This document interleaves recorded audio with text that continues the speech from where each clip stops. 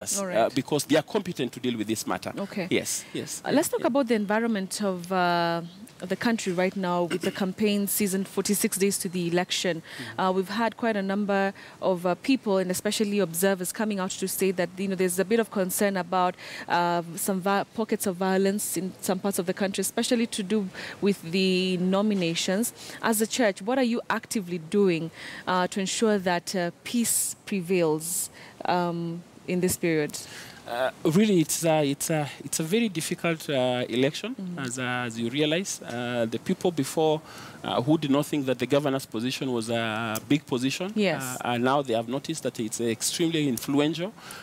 People who did not think that MCA position was a critical position, they now know that it is actually extremely lucrative position. And so there are multiplicity of candidates in their tens and hundreds.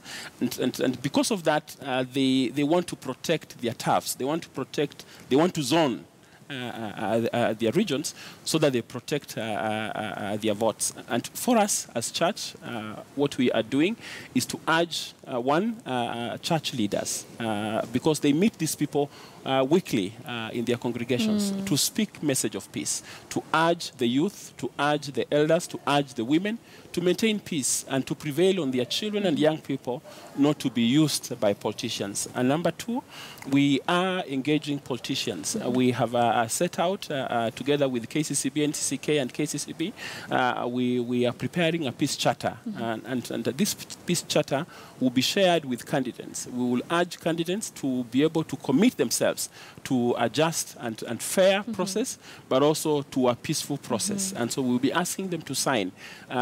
Number three, we are training a few people to be observers and monitors, to be able to feedback where they sense that this is a hotspot.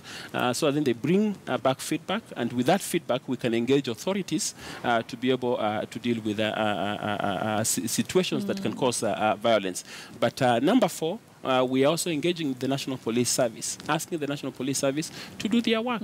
Really, just do your work, maintain law and order, arrest people, take them to court, and let people see movement. And when they see movement, then there will be deterrence. But finally, we are also urging IBC, because IBC has been given mandate. In fact, they even have prosecutorial authority to use their power to demonstrate that they will not tolerate malpractices and violence, because part of violence will be promoted by malpractice in the process. Yes. And so if IBC picks up their mandate and performs their mandate, the church is urging IBC to do their work. If they do their work, I think those 5 actions from our side, we hope that we can contribute to a peaceful process. All right. Yes, Thank you very much for speaking to us. He is a Deputy General Secretary of the National Council of Churches here in Kenya.